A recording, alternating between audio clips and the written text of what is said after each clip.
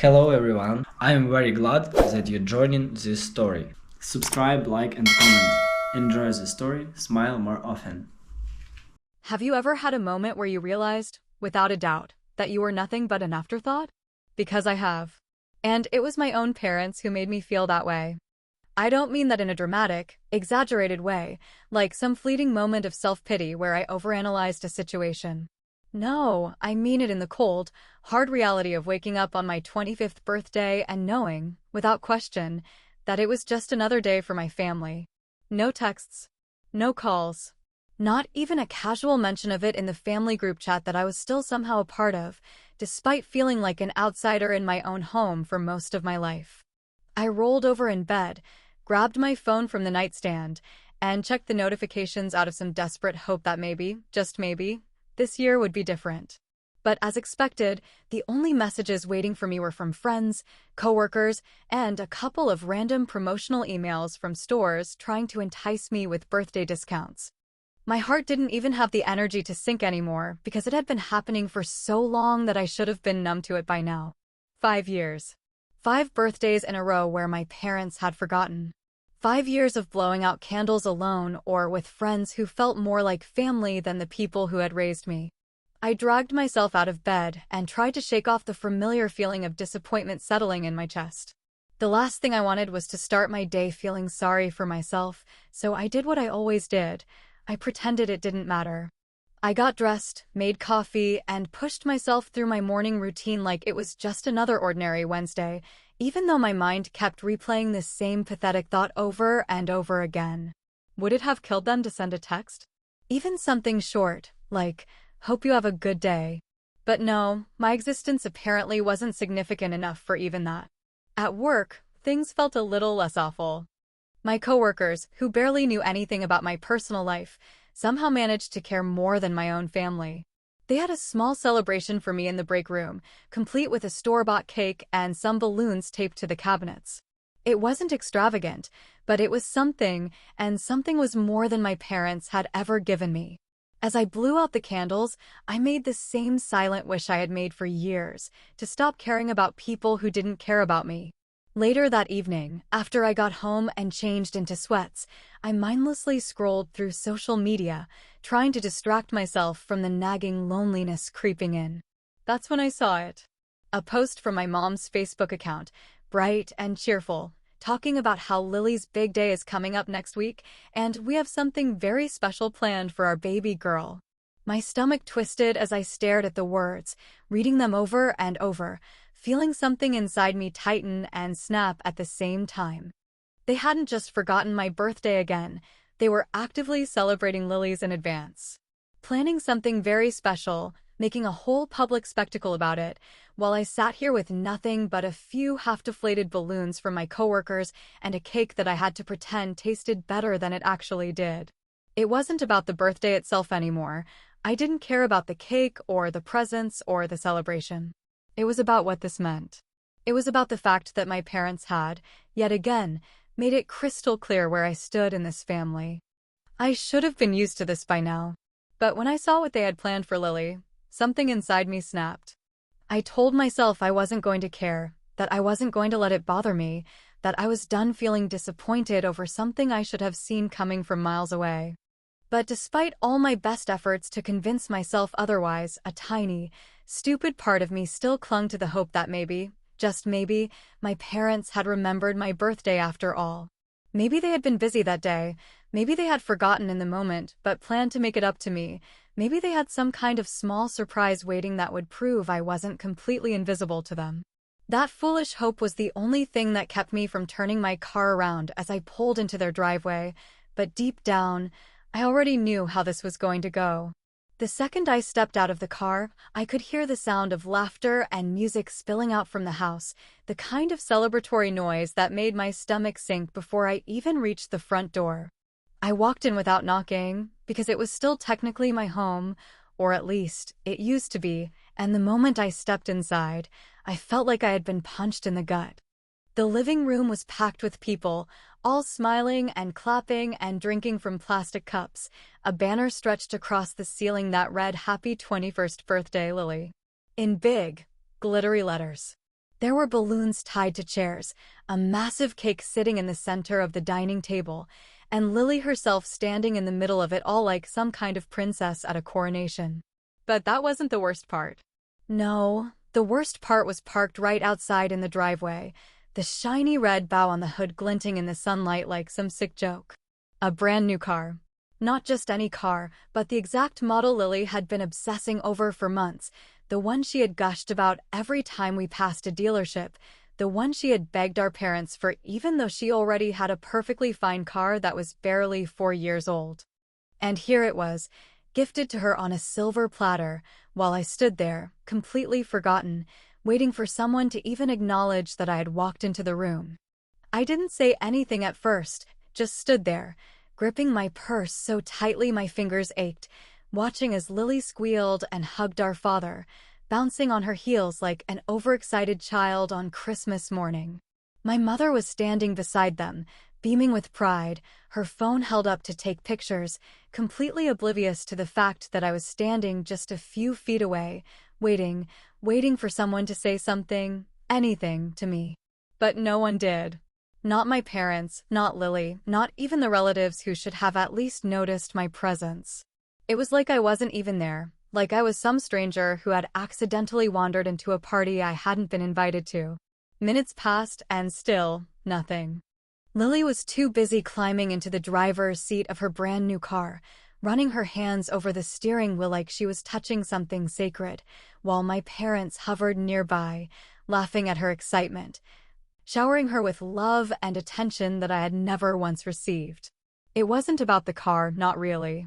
It was about what the car represented, about the fact that they had gone out of their way to make sure Lily felt special while I had spent my birthday alone, wondering if they even remembered I existed.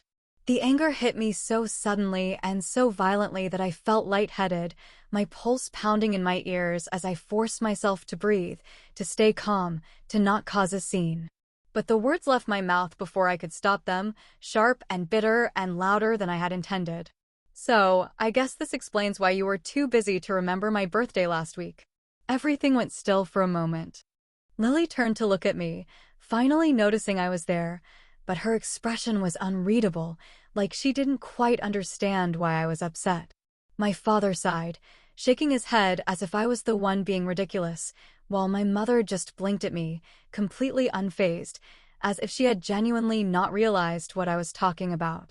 And then she gave me the most casual, dismissive shrug I had ever seen in my life and said, "Oh, your birthday was last week? We've been so busy with Lily's." That was it. That was all she had to say. No apology, no embarrassment, not even the slightest sign of regret or recognition of what those words meant. Just a simple, offhand statement that confirmed what I had always known deep down but had never wanted to admit. I did not matter to them. I had never mattered. Something inside me snapped. I didn't yell, didn't cry, didn't make a scene. I just stood there for a second, staring at my mother like I was seeing her for the first time, like I was finally understanding the truth that had been right in front of me for years. And then, without another word, I turned around and walked right out the door, leaving behind the laughter, the celebration, and the family that had never really been mine to begin with. That was the moment I decided I was done. I don't remember driving home that night, don't remember pulling into my parking spot, don't even remember unlocking the front door and stepping into my apartment, because the only thing running through my mind was the sound of my mother's voice dismissing me like I was nothing more than an inconvenient afterthought. The words echoed in my head over and over again, each repetition slicing through me like a fresh wound, each breath I took making the anger inside me burn hotter and hotter until I felt like I was going to explode. I had spent years trying to be the bigger person, trying to swallow the hurt, trying to tell myself that maybe, deep down, my parents loved me in their own way, that maybe they were just bad at showing it, that maybe I was the one expecting too much from them. But there was no pretending anymore, no justifying, no rationalizing the truth that had been staring me in the face my entire life. They didn't care. They had never cared. And I was done pretending that I could somehow fix something that had been broken beyond repair since the day I was born. My hands were shaking as I grabbed my phone and did what I should have done years ago, what I had been too afraid to do, too hopeful, too desperate for even the smallest crumb of validation. I opened my contacts, scrolled down to where my parents' names sat untouched, and with a deep, steadying breath, I blocked them both without hesitation. Then I did the same for Lily, because I knew she would reach out eventually, acting as if none of this was a big deal, telling me that I was just being dramatic, that I was overreacting, that I needed to get over it. I wasn't interested in hearing it, wasn't interested in subjecting myself to another minute of the gaslighting and manipulation that had defined my childhood. I moved to social media next, removing them from every platform, erasing them from my digital life just as they had erased me from their reality.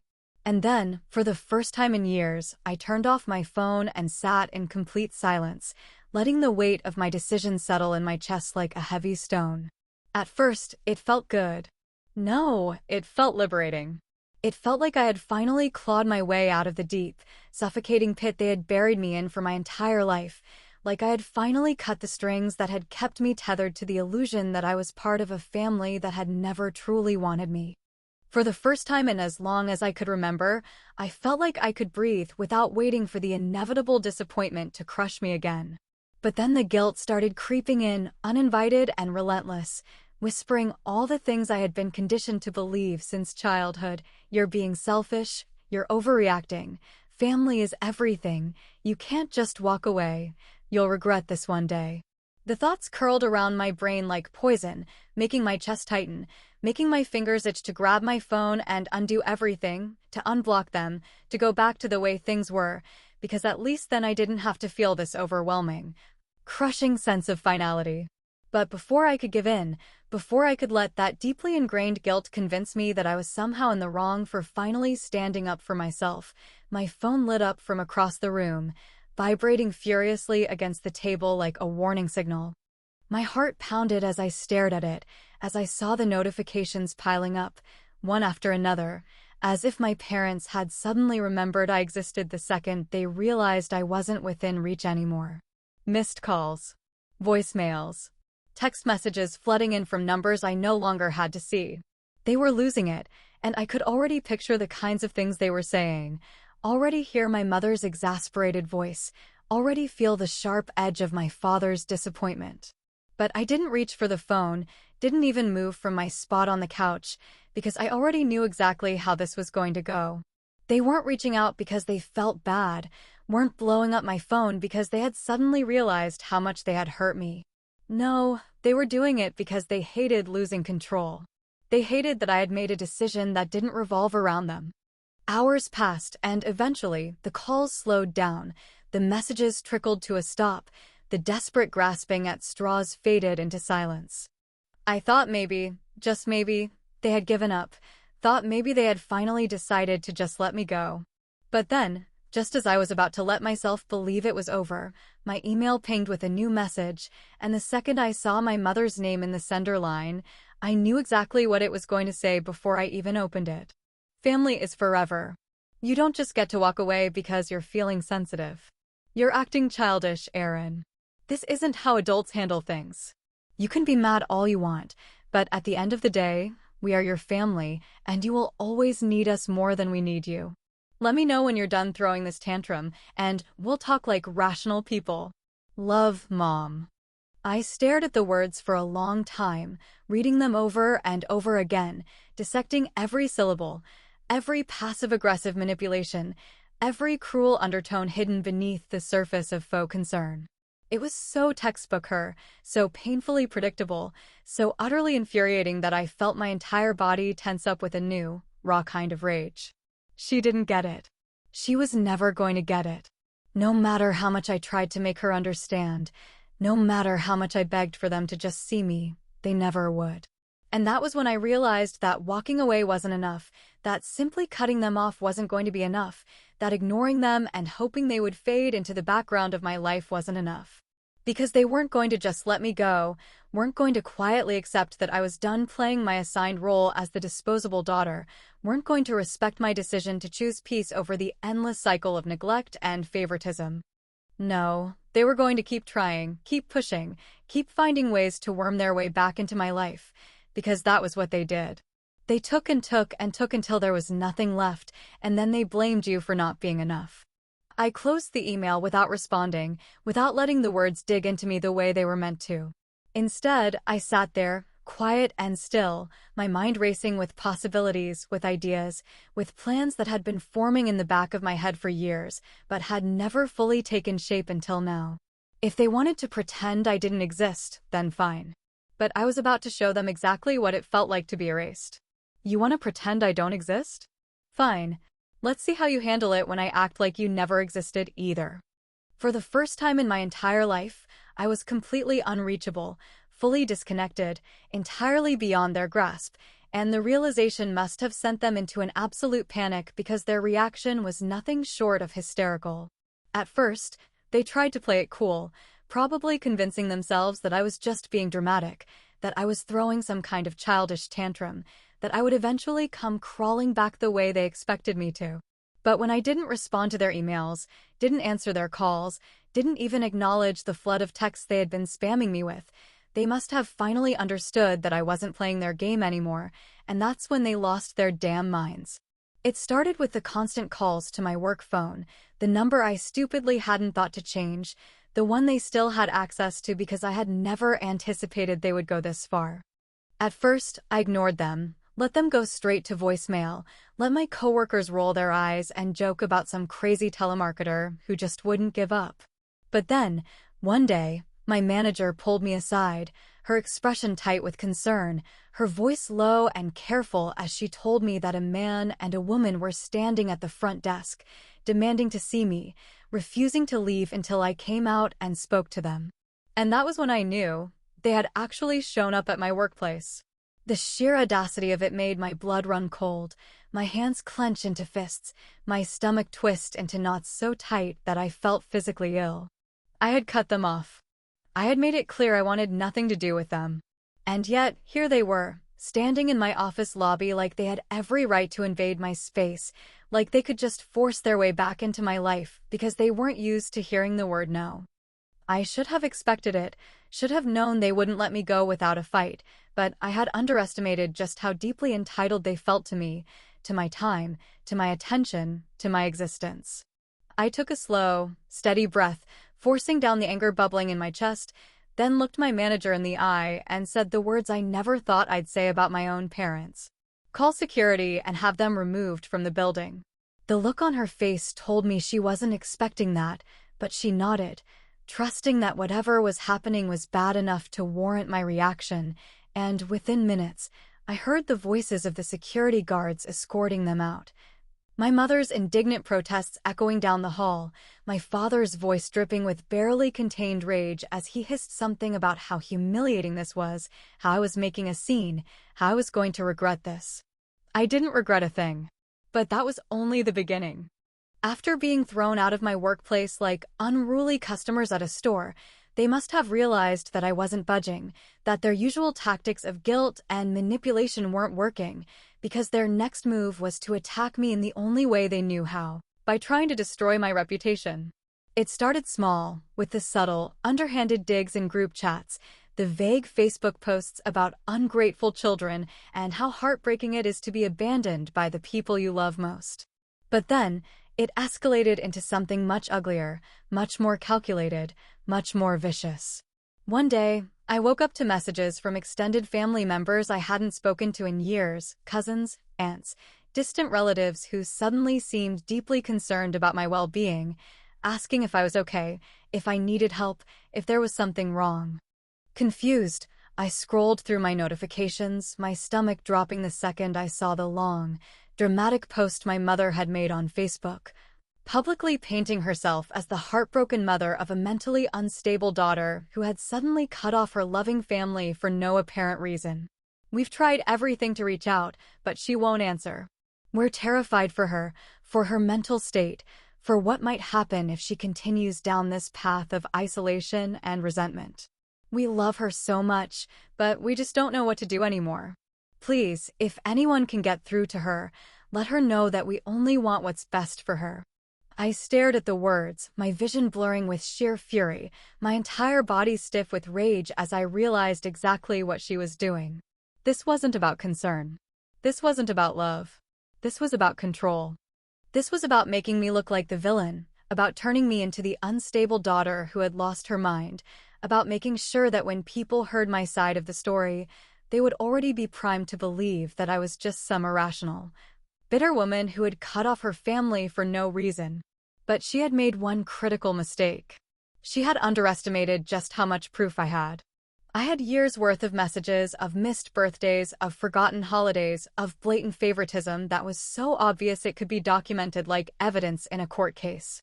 I had texts from friends who had comforted me on every single birthday my parents had ignored, screenshots of my mother making excuse after excuse, proof that my father had spent more time praising Lily's accomplishments than even acknowledging my existence.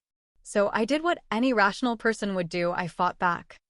I sent those messages to every single relative who had dared to question my sanity, forwarded the receipts of every forgotten birthday, every ignored text, every cold response that made it clear who had truly abandoned whom.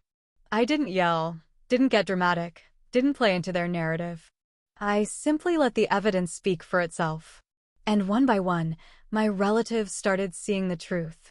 Some of them messaged me privately, apologizing for assuming the worst, admitting they hadn't realized how bad it was. Some of them confronted my parents directly, demanding explanations, questioning why there was such an obvious pattern of neglect toward one daughter and unconditional love for the other. Some of them stayed silent, clearly unwilling to pick a side, but even their silence was a victory, because it meant my parents weren't getting the blind support they had expected. The next time my phone buzzed with a notification from my mother, it wasn't another manipulative guilt trip or another desperate plea for attention. It was something much colder, something much more bitter, something that reeked of defeat. I can't believe you would betray us like this. After everything we've done for you, after all the love we've given you, this is how you repay us? I hope you enjoy being alone, Aaron, because after this, you'll never have a family again. I read the message, let out a slow breath, and deleted it without responding. They wanted to play dirty? Well, I was just getting started. There was a time when I would have second-guessed myself, when I would have worried that maybe I was going too far, that maybe I should have just let it go, that maybe taking the high road would have been the better option. But that version of me no longer existed, because that version of me had spent years being ignored, dismissed, belittled, and treated like an afterthought while my parents paraded my sister around like she was the only child that mattered. That version of me had spent too many birthdays alone, too many holidays pretending not to care, too many nights wondering why I wasn't enough for the people who were supposed to love me unconditionally. And now, finally, I was done pretending that they deserved my silence, my patience, or my mercy. So, I did the one thing they never expected. I told the truth. It started as a single draft, an open letter I hadn't even planned on posting, something I had typed out late at night with my hands shaking and my mind racing, my heart pounding as years of resentment, anger, and grief poured out of me like a flood I could no longer contain. I wrote about every forgotten birthday, every missed milestone, every time I had tried to reach for them only to be met with cold indifference. I wrote about the years of favoritism, about how Lily had been handed everything on a silver platter while I had been left to fend for myself, about how their love had always been conditional, tied to whether or not I fit the role they had assigned me. I wrote about the guilt, the gaslighting, the manipulation, about how they had twisted the narrative to make me look like the villain the second I dared to walk away. And then, after rereading it a dozen times, after making sure every word cut as deep as the wounds they had left on me, after making sure there was no room for doubt, I posted it online for the world to see. At first, I thought maybe no one would care, that it would get lost in the sea of endless posts and opinions, that it would be nothing more than an emotional release for myself and nothing else. But then the notifications started rolling in likes, shares, comments from complete strangers who had read my story and saw themselves in it, people who had been through the same kind of neglect, the same kind of favoritism, the same kind of heartbreak. My inbox was flooded with messages from others who had been the forgotten child, the overlooked sibling, the one who was always made to feel like they weren't enough. People told me their own horror stories, their own experiences with toxic parents, their own moments of realizing they had never truly been loved the way they deserved to be. And then, the real fallout began. I don't know who saw the post first. Maybe it was an old family friend. Maybe it was a distant relative. Maybe it was someone from my parents' social circle who had always assumed everything was perfect in our home. But it didn't take long for the whispers to start, for the carefully curated image my parents had built over the years to start cracking, for the reality of who they truly were to seep into the spaces they had tried so hard to keep hidden. People started commenting on my mother's Facebook posts, asking questions, bringing up things they had noticed over the years, moments when they had seen the imbalance but had never wanted to say anything.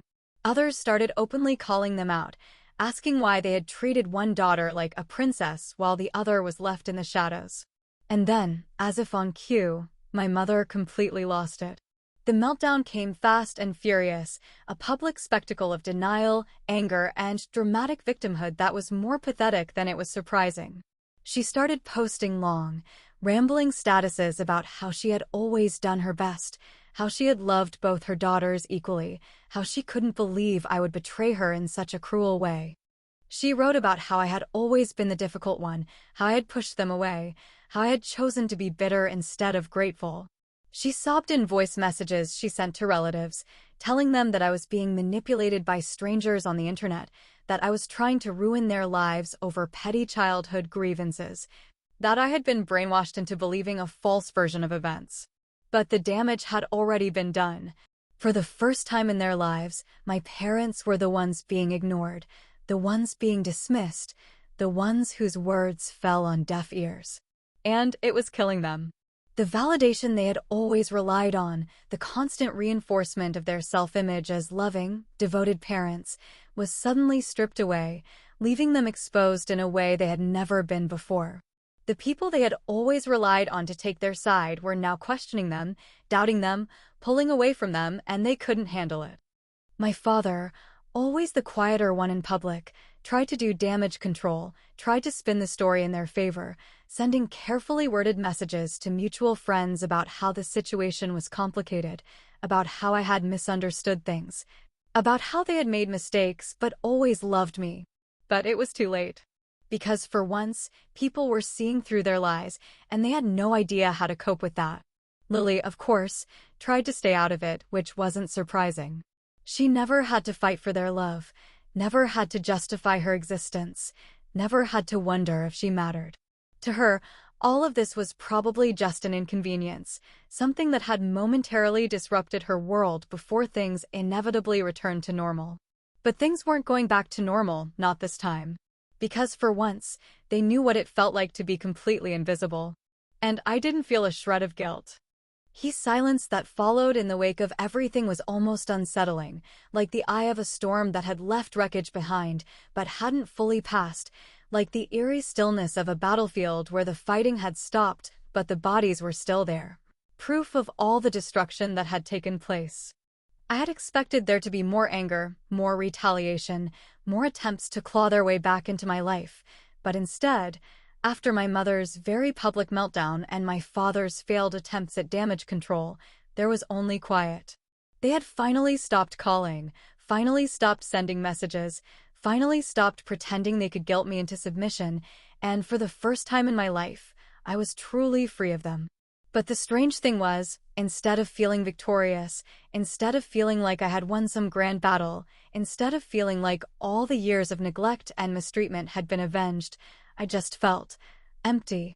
I had spent so much time believing that if they just acknowledged the pain they caused me, if they just admitted they had failed me, if they just felt even an ounce of the hurt I had carried for years, then maybe something inside me would finally heal. But when the apology finally came, when the email from my mother finally landed in my inbox with a subject line that simply read, "We're sorry," I didn't feel the relief I had once craved. Instead, I read the words carefully, picking them apart, analyzing every sentence, every excuse, every carefully chosen phrase that felt more like damage control than a genuine attempt to make things right. "We never meant to make you feel this way. We were just doing the best we could as parents, and we never realized you were hurting this much.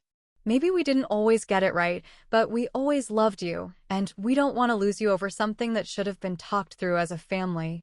We hope one day you can forgive us and come home, because no matter what, you're our daughter, and we will always be here for you.